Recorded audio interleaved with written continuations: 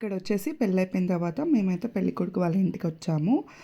ఏంటంటే మా సైడ్ ఎవరు పెళ్లి చేస్తే ఫస్ట్ వాళ్ళ ఇంటికెళ్తామనమాట.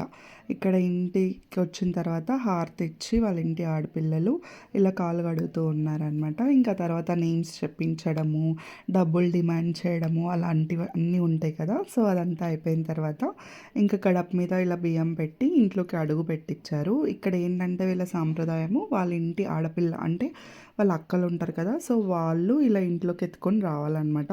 మా సైడ్ అయితే ఇలా లేదు. మేమైతే ఫస్ట్ టైం చూస్తున్నాము. ఇంక మా చెల్లి చేతిలో పట్టుకుంది కదా! అవైతే వడిబియ్యం అనమాట.